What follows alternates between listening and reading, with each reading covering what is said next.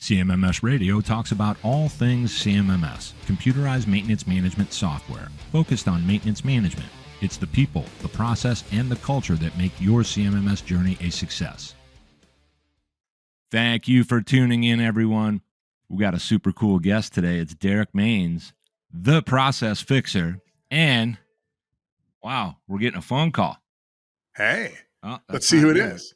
Oh, no. Okay. All right. Well, So Derrick, yeah, I learned about you from Rob Kowalrowski, who I would say we have as a friend in common, someone who's, really focused on leadership, helping people deal with these different problems. And he said, Greg, man, CMMS Radio might want to have Derrick on because he's doing this thing, the process fixer. He can talk a lot about these things that he knows I'm passionate about when it comes to people and process. And kind of in the world of maintenance management, it really boils down to that. So we're kind of winging it today. You're over there in Arizona. We were just talking about weather and all that good stuff and where we both got our starts. And when you started talking, I was like, man, let's hit record. So talk to me about the process fixer. So I have been doing, thanks for having me first and foremost. I appreciate that, Greg. I've been doing process work for over 20 years. I actually started in sustainability in the recycling industry and working with large organizations back in the early 2000s in trying to determine what was called end-of-life producer responsibility. And what that meant was that organizations like EPA at the time were looking to manufacturers and asking this question: when does your responsibility as a manufacturer end? Does it end when you sell your product to the end consumer, or does it end at the end of life of that product? What's the plan for disposal? What's the plan? How are your products disassembled and reused? How will they impact the environment? And these conversations started happening, and they really started happening at the biggest organizations in the world.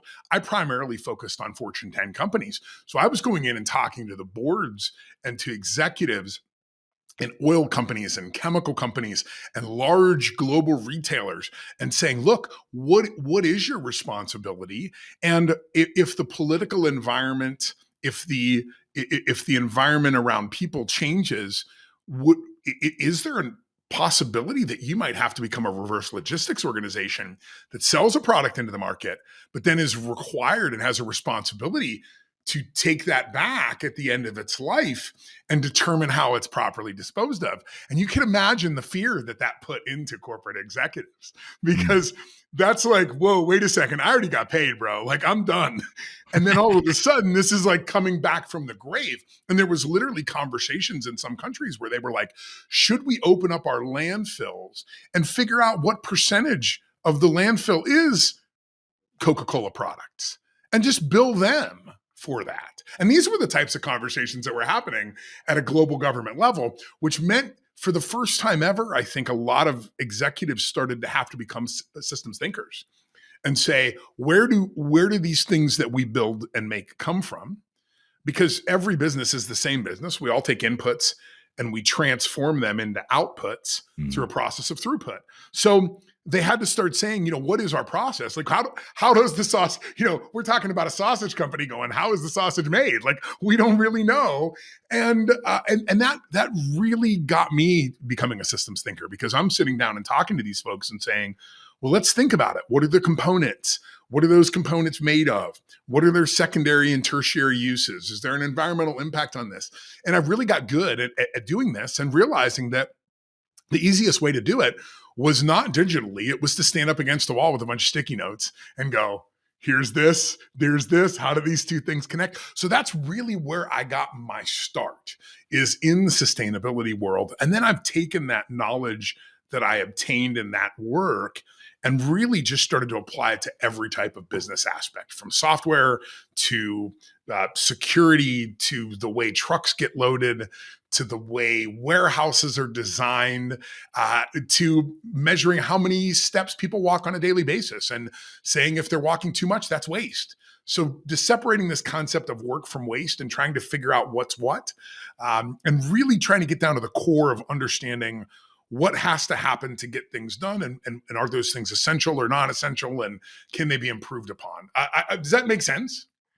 not only does it make sense, it is ideal for what I'm always kind of going for when, somebody might say, well, who do you want to talk to? And I say, well, I want to talk to just about anybody that's been in, touched, had anything to do with, consulted in, tried to solve a problem related to anything like just what you just said. Yeah. So when you get into these environments and you're looking for ways to essentially eliminate waste, that falls right back into maintenance management, maintenance and reliability best practices, all the other things where it now starts to relate to CMMS and maintenance management software. But that's always going to come back to people and process, because we've got all these tools at our disposal, one of which is a CMMS with what we're doing.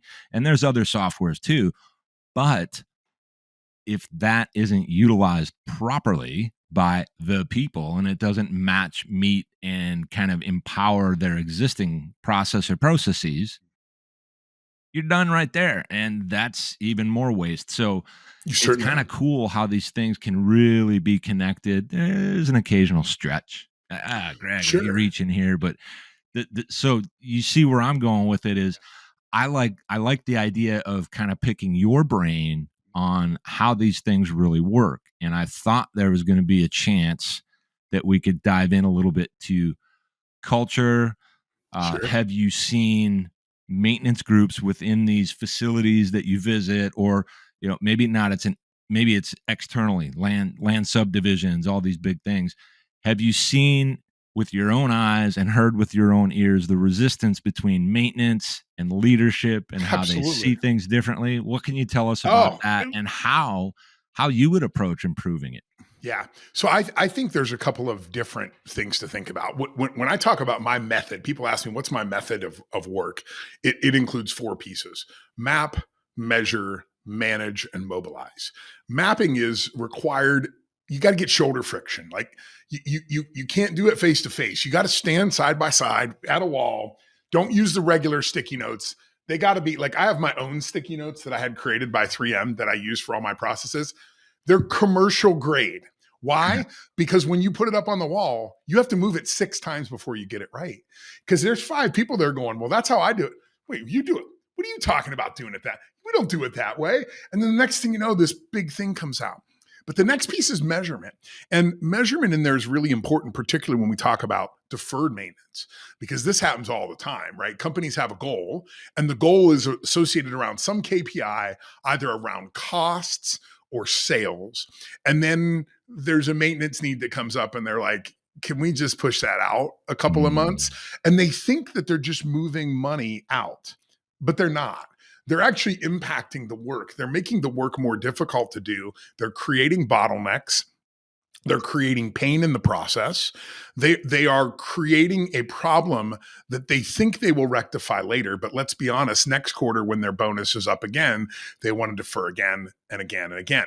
So there is this breakdown between it. I'll give you a great example. We did a workshop with a crew that went out and helped build these big radio towers. And when we mapped out their process, we said to them, what holds you back from doing higher quality, better work? And they said, oh, that's simple. The 6 of us have to share a single set of tools. And because of that, most of our day, we stand around waiting to use the tools, particularly these sockets that we have to use. So most of the day, we stand around smoking cigarettes, waiting to use the tools. And I said, have you discussed this with management? They said, absolutely. We've put a requisition request in every quarter for the last 6 quarters requesting tools. But our boss has a KPI about keeping costs low and not spending money. So he keeps rejecting that and telling us, let's wait until next quarter till we have a little bit more budget and then we can try again. So in the interim, 5 of the 6 guys stand around 80% of the time doing nothing because they don't have the right tools. So, I mean, that might not be deferred maintenance, but that is deferred maintenance. It is. It's not maintaining the proper tools. The tools were broken and stolen and left behind and all these things, and not actually giving people the tools that they need to accomplish the work. So we regularly see this, Greg, where we're talking to a team and we ask them about, hey, look, what about this equipment? Well, those forklifts, the ones that we're using, I mean, we got to do this and we got to do this. And there's a lot of maintenance on them. And a lot of times they're broken down for emergencies. Well, how much more work do you think you guys could get if you had a new fleet of forklifts?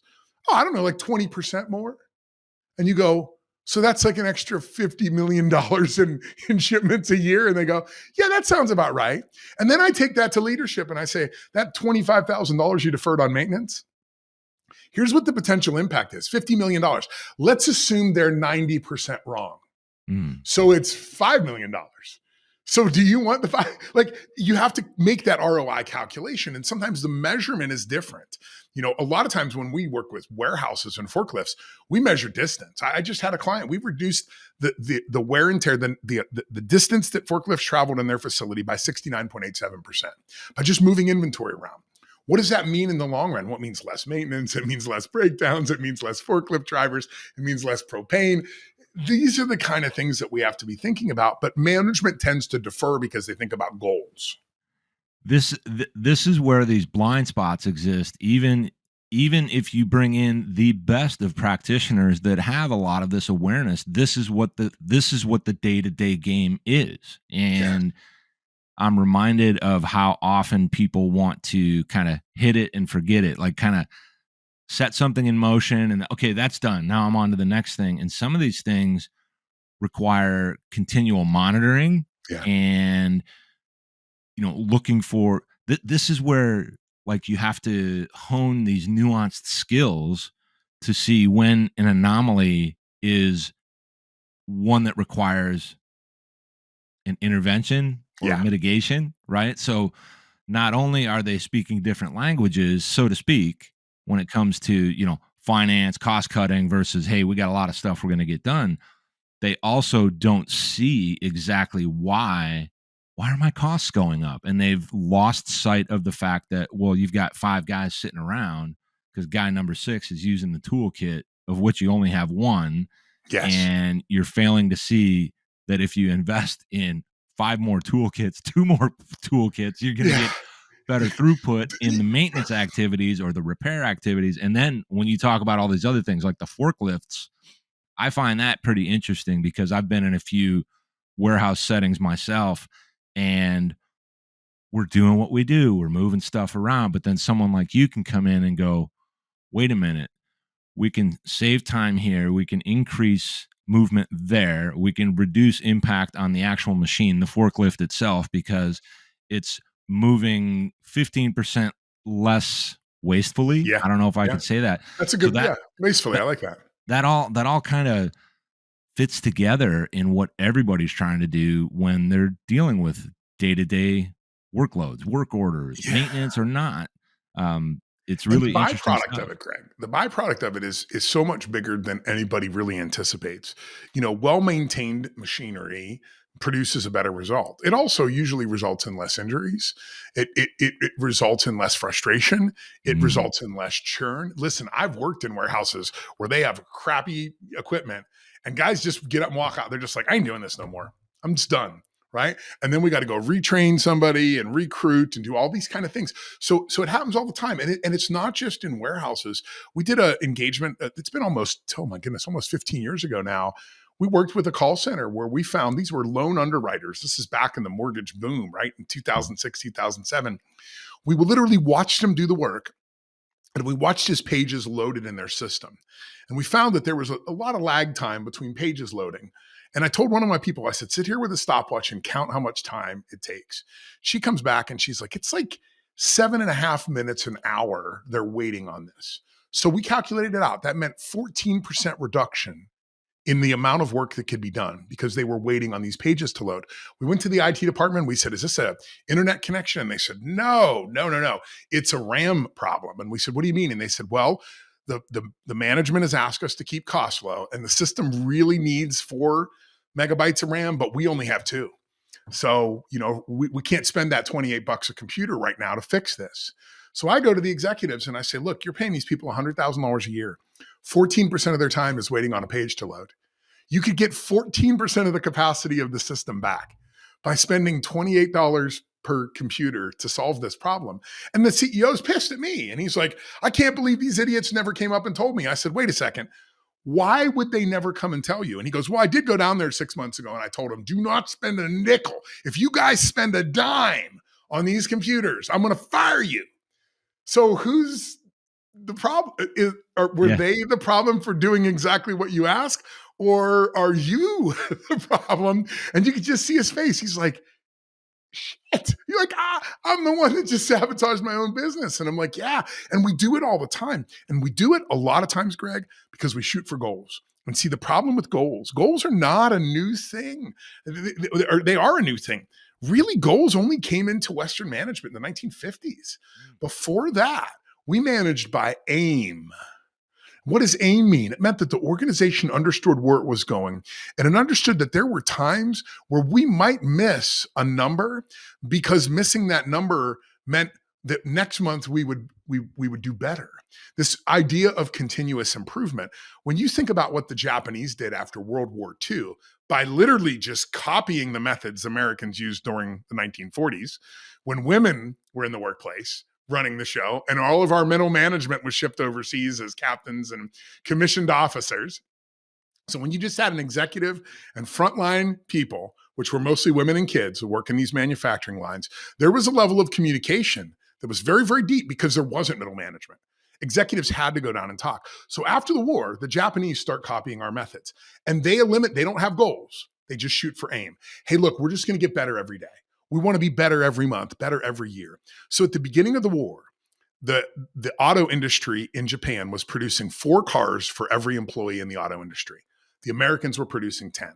20 years later, the Americans were still producing 10. The Japanese were producing 60. 15,000% improvement in the throughput by not having a goal, by just saying, what can we improve today? What's better than yesterday? Every Friday, every Japanese company, they sit down and they do a quality circle. The people that do a process sit down and they say, what did we learn this week? They use process control charts, little XY axes to track things. Hey, I discovered a little anomaly in this material. I noticed that the phone's not ringing as much Tuesday afternoons as it used to be. Is that something for marketing? And they take all of that profound knowledge and intelligence and they pass that back up to executives. And then the next week, the organization improves. And then the next week, the organization improves. And listen, does it work? Well, the Americans over the course of 20 years went from 10 to 10. They went from 4 to 60, not 16, 60. Yeah. That's what we need to be doing. And that's not making big changes to brand balance sheet or budget. That's little maintenance things. It's little, I saw metal shaving under this. Maybe we should let's do a little bit more maintenance on this. Maybe let's change the oil more often. Just basic block and tackle stuff. But my God, it makes an incredible difference. Oh my. So the commonality amongst, the people that I can have on CMMS radio, or when I'm in a conversation at a conference or whatever it might be, it all circles around the same stuff. And it's almost like, in many ways, and it's CMMS related too. In many ways, in our environments, we kind of have the available information and knowledge to make these improvements towards that pinnacle continuous process improvement level, which not every environment is designed for that. Some environments should not be trying to achieve that. However, while you were telling this story, and I'm thinking about all these things, and I'm just waiting and waiting. Is he going to say Kaizen? Is he going to say Kaizen? Well, that's where I go, man. I'm a Kaizen kind of guy, right? And I mean, look, that's straight up money in the bank. And then the other thing that folds into that is you don't have the loss of quality that typically comes with the focus on that. Okay, I'm aiming. Yeah. And, one of my friends, he was explaining to me that, when things are stuck. So this was more in a life perspective. And I'm always like, well, that works in business too. Or you learn something in business or in manufacturing or in maintenance management, facilities, whatever it is. And you're like, wow, that applies to life too. The thing he was talking about is when things are stuck, you've got to identify it. You've got to solve it. Then you've got to get organized and set a plan, or is it vice versa? And then you go into execution. You got to get moving and stay moving. But what's important about that is we don't want to lose the quality. But during your story, I was reminded of when children are growing up and they're trying to figure something out, and maybe they don't have any available resources, they just kind of figure it out. And they do it. I was just thinking the whole time, they do it with aim. Yeah. And then just ask questions to direct them, right? Yeah, they don't know where they're going. They just ask the questions and get there. Yeah. Yeah. You'll see a kid. I'm not talking about this, but like some other thing, and they start figuring out how to leverage it and use it in a different way, and they can do that all by themselves, given enough time. Sure. And they have this aim or this focus on an outcome. And then what tends to happen, I've seen it, I think a lot of people have, where they'll just start getting better and better and better at it. And then how do we transfer this now, switch it back to, adult world and making things and doing maintenance to increase throughput so we get better out, all that stuff. It's just this continual tweaking. But what happens when you are tweaking a bad process? So that's important, right? This is why AI is so scary. I'm not afraid of AI taking over the world. What I am afraid of is that people using AI on bad processes. And listen, I don't want to get too crude, but we've all heard the story about the shit hitting the fan, right? And it's like, if the shit's going to hit the fan, do you really want the fan to spin faster? So if you got a bunch of shit in the process, right, and the fan's down here, and you either need to get rid of the shit or slow the fan down. Yeah. You need to do both. Temporarily, you need to slow the fan down. But I see this all the time. Companies are like, well, we'll solve it. We'll solve all of our process problems through speeding up the slinging of shit. And I'm like, that is, no, that's the worst thing you can do. You have to listen, I talk about it all the time. I say you have to automate, outsource, abbreviate, eliminate. So you got to abbreviate, eliminate. You've got to outsource, then automate. Fix it first. Like, I don't want to take a bike that the wheels are going to fall off and figure out how to put an electric rocket or rocket engine on it. Like, make sure the thing's maintainable first. So it's important to do that. It's also important to. We talk about Kaizen, first rule of Japanese management: employees cannot make mistakes. If a mistake occurs, it is always the result of the system, always. And it's always management's fault because management controls the system. So you can't screw up at work. It's impossible. If you do screw up, let's celebrate, because you've just given management an opportunity to fix something, which, we didn't know about before. And that mentality, listen, it's hard to hear because we've all been there, right? And we've all, we're like, man, that guy was really not good. But the truth of the matter is, if I continue to blame the system and I continue to fix the system and I continue to maintain that system and optimize it, it will become so good that I can hire anybody. I mean, listen, I could make my process so good. I believe that there are processes I have that are so idiot-proofed that I could hire congressmen and senators. I could go that low on the intelligence scale to hire the bottom of the barrel of the absolute worst of the worst of intellects and say, let's bring that guy in, right? Not that I'd ever want to do that, but make things so easy to do, so simple to do that anybody can do them. And then they can focus on optimization. Because the other thing the Japanese do differently than us is there's a great, it was done in 1980. It was an NBC special called If Japan Can't, Why Can't We? And it's really interesting. It compares the two different cultures. And one of the things one of the manager says, there's a woman there that talks about how she came up with an idea to eliminate her job. And the manager says, and of course, as part of her contract with a Japanese company, if she finds a way through automation to eliminate her job, we continue to pay her, of course. And we send her home. We continue to send her paycheck until we as a company can find another role for her.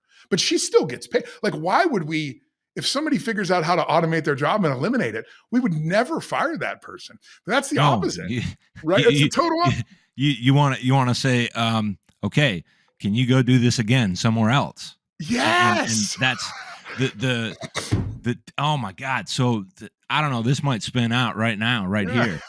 The whole concept when it comes to things like leadership, and we have our different things in place in maintenance environments. You could probably apply this everywhere. We're always kind of griping about how leadership doesn't get it. And maybe leadership only gets what they get. Yeah. And it's too painful or scary or vulnerable, so to speak, for them to create that kind of empowerment. Because I used to think coming up as a youngster and in my teen years that if you can get into an environment and do well by what they're trying to do, by what your colleagues and whatnot are experiencing within a facility, within an organization of any type, and you can all kind of go on that ride together, and then the leadership, management, supervisors, managers, and on and on and on and up like that are just trying to continually build you up. Something happens in that process where it becomes more and more rare to find those kinds of leaders that are going to allow you to do that. In other words, if I'm a leader, if I'm in charge of something, even a CEO, isn't it my job to find people that are way better at it than me? Absolutely. And then let them do what they do. Yeah. I mean, I don't see coaches in the NFL running out on the field trying to throw the passes. Nope. Although in some cases they might do a little. They might be better, yeah. But you see where I'm going. This is why, and I think this is why Rob Kowalrowski said, "Hey, man, you got to talk to Derrick because he's got a lot to say that applies to what you're doing in the world of maintenance management, CMMS, how this all gets put together." But then it starts to bleed into all these other areas. I'm always fascinated by discussions around Kaizen. I've got one of my best friends on this planet. It's probably my best friend. He owns body shops. Oh, yeah. And we'll have these conversations about it. And I said, do you have any idea how much that has to do with what I talk about? And he's like, yeah, but I don't care about your stuff. But no, it's so amazing. Relevant. And I think, unfortunately, so I think part of our problem is the ideology that we have in Western management is really unfortunately tainted by what happened post World War II, which was 20 million people served in some form. They came back, and guys like Peter Drucker realized that command and control worked very well with them. Because if I was a CEO and I said to one of my employees, I want you to do this, they yelled, "Sir, yes, sir." And they went and did it.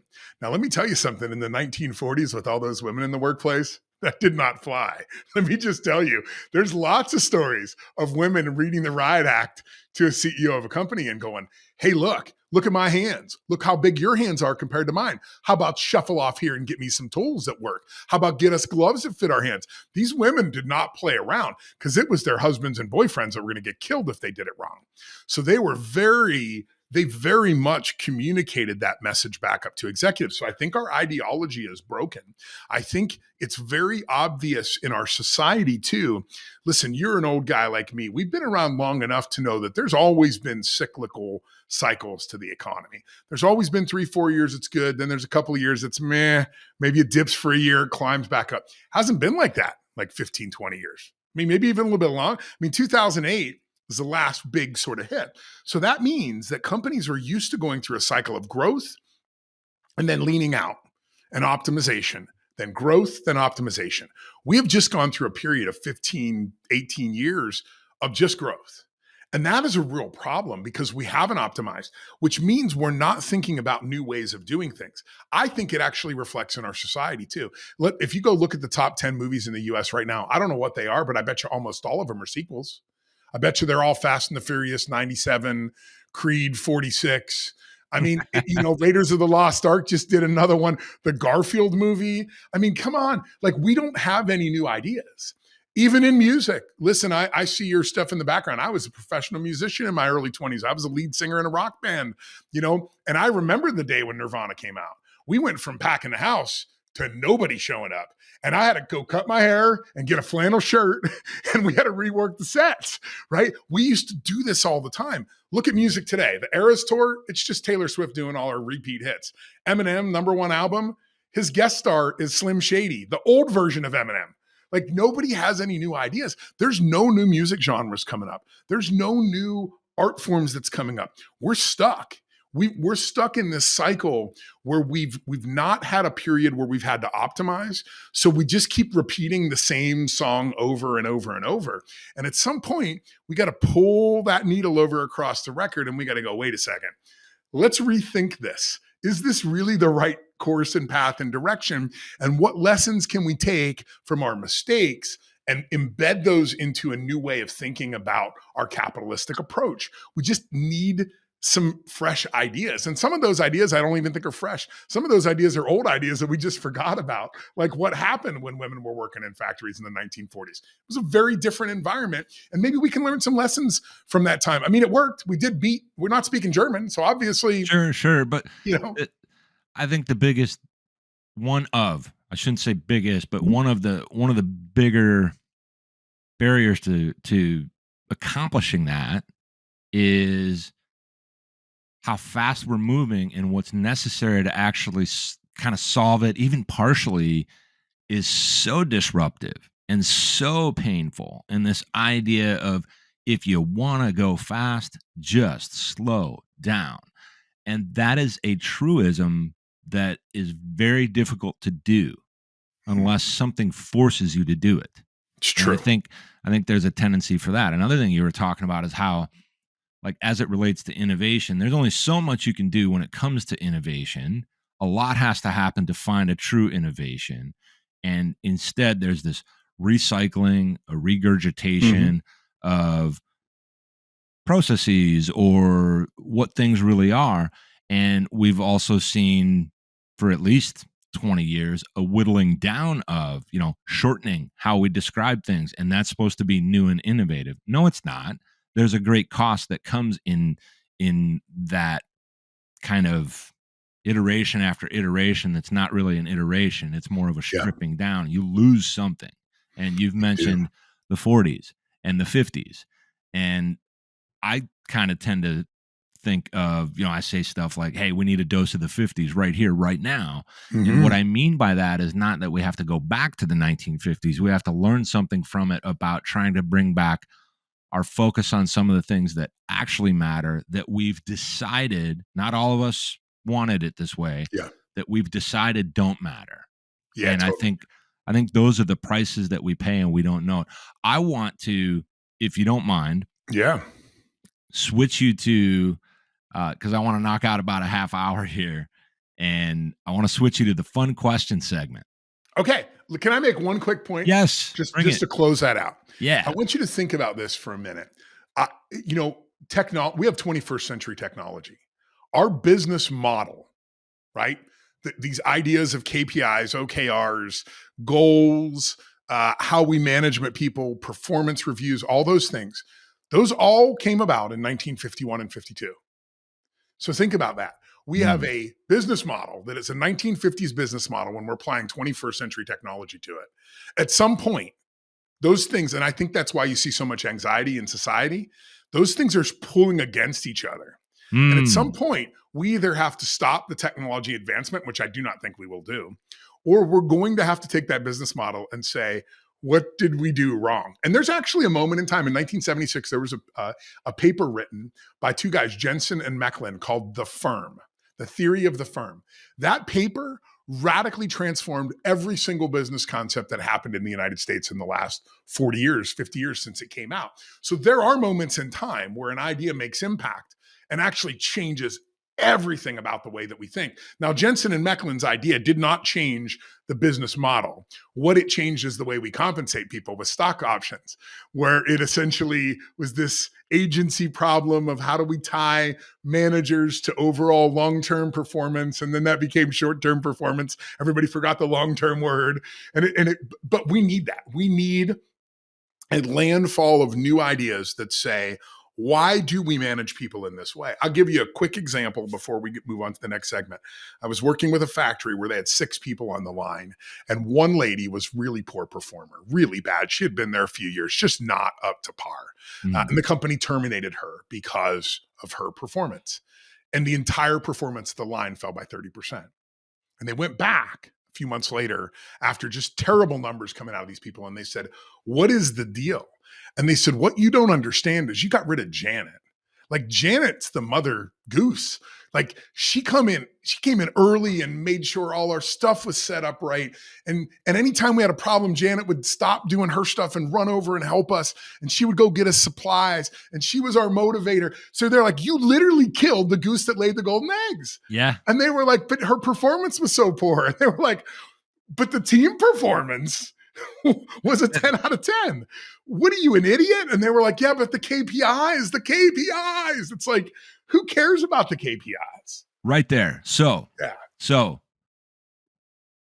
when we talk about KPIs and we think about all this stuff, this is excellent because how you measure things is going to create a direct impact on what you get, because the measurement influences the behaviors.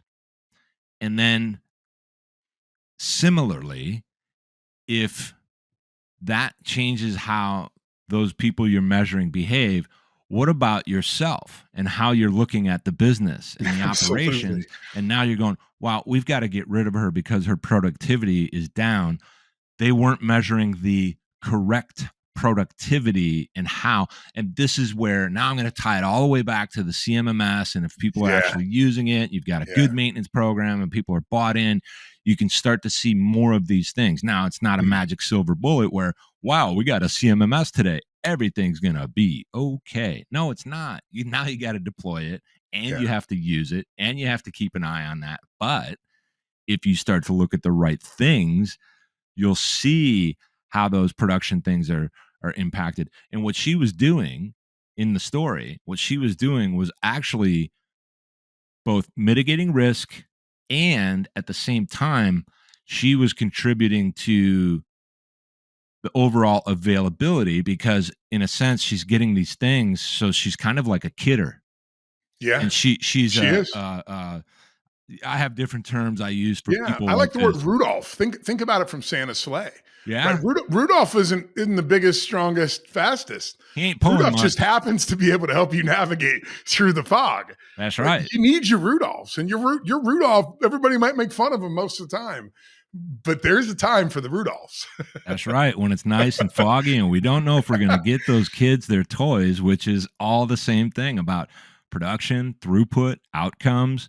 Exactly. How's it going to happen? And we're having a lot of fun here, man. Greg, have you ever heard the Cobra story about India? I'm going to quickly tell you this because I want to show you how misaligned incentives can really drag something down. Let's have you tell it no matter what, whether I've heard it or not. All right, early 1900s, the British rule India.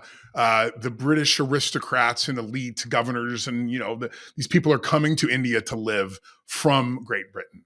And an odd thing was discovered, and that is that British women do not like having cobras in their home.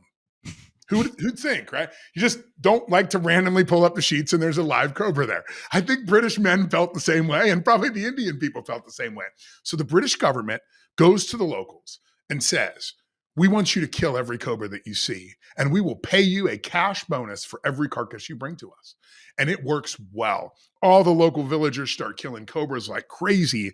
And then somebody tips off the British and says, you do realize they've all built large-scale breeding operations all over the country, and they're breeding cobras by the tens of thousands and killing them and turning them in. So the British say, aha, we'll stop the incentive.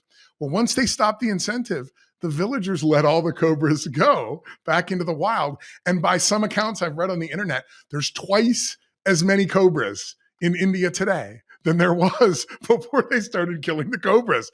So know what you want to incent and make sure you incent the right thing. But this misplaced incentive, you actually said it there a few minutes ago about what you measure really matters. This is an Eli Goldratt thing from The Goal. I mean, he talks about it. He's like, tell me how you're going to measure me, then I'll tell you how I'll behave. But I can't tell you how I'm going to behave until you tell me what the incentive is.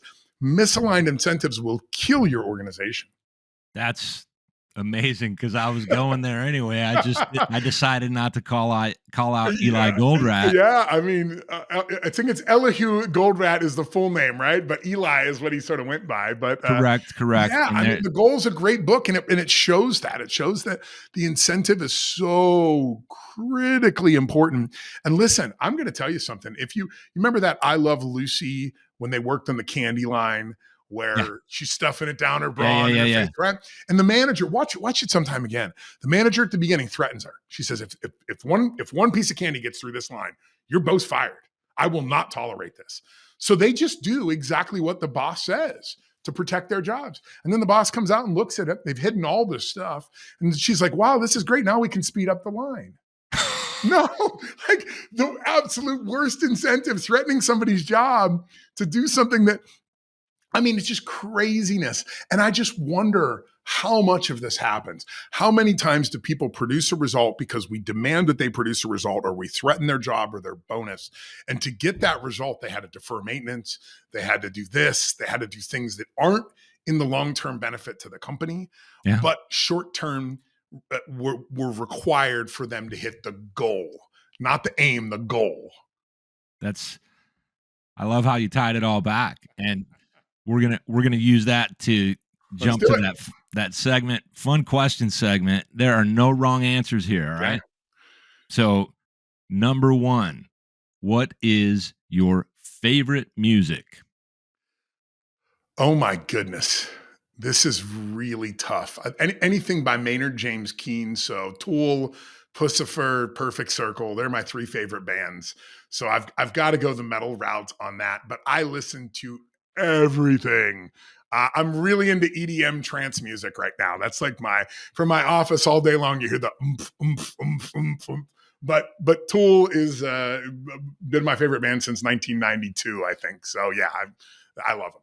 Good deal. Good deal. Fun question. Number two is, what is your favorite sport or hobby? And on sport, it doesn't have to be one that you play. It could be one that you like to watch and support. I'm going to say hockey on that. I think hockey is just a fun game to watch. It's great to watch live. It's fun. It's just a great, solid game. I love hockey. Shout out to the Hanson brothers. Yeah. Hey, now you got it. So my hometown is Johnstown, Pennsylvania, where that movie was shot. And I was the bar manager when I was in bands. I was the bar manager for the Aces, where Paul Newman, the bar that they all hung out in and all the fights and everything, I managed that bar. Nice. So the Hanson brothers, like, I've met them multiple times, taper on the glasses. Yeah. That is my hometown of Johnstown, Pennsylvania, the War Memorial Arena. I've got a Jets jersey, or what was it? It was the Jets, Chiefs. Right? Chiefs. Yeah, Chiefs. Yeah, because we were called the Johnstown Chiefs for a while, so that's why they used it.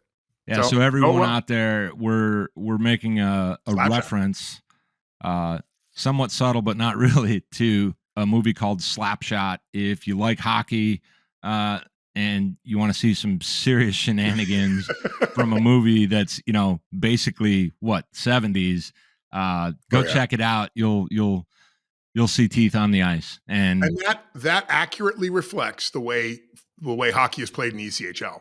I mean, many times there's bench clears. Players get into the stands to fight fans. I mean, it is that this is where the idea of, I went to a boxing match and a hockey game broke out, right? I mean, it's like that. Yeah. Yeah. That's on our next one. We'll talk about Willie Plett and the North Stars from when I was a kid. Final question in the fun question segment. This is the big one. All right, Derrick. This is the one. No wrong answers, but it's big. What is your philosophy, perspective, opinion, approach, anything at all when it comes to the concept of work-life balance? Wow. I have none. But I think I think there's only three reasons that people work: fear, finances, and because they want to. I want to. I love what I do. I think about it all the time. Even when I could take the motor home and go up into the mountains this weekend, I'm going to be thinking about it on my way there. I'm going to be making notes. I think there's just work and work light for me. And fortunately, I'm lucky enough that the love of my life is a great project manager. I'm an idea guy. She's an implementer, and she's in the office right next door taking my ideas and implementing them. So to me, there's very little, but that's by design. I like it that way. Good stuff. And this whole thing is good. This has been super fun for me. We hit about 45 minutes. It's great. And so for everybody out there, Derrick Maines, you can find him on LinkedIn, but you might even be better served if you just go Google the process fixer, and you can find him. You can consume the content that he's putting out there, but also get in touch if you want to start your own conversation. And Derrick, thank you for being on CMMS Radio. Thank you so much for having me, Greg. You got it. Did you find this episode helpful? Please send us some feedback, suggest a topic, or ask a question. Reach out to CMMS Radio if you need a co-pilot on your CMMS project. Visit CMMSradio.com and use the What's on Your Mind link. Thank you for tuning in to CMMS Radio, your resource for all things CMMS, from selection to implementation, to help you make better choices, learn from industry experts, and have a successful CMMS journey.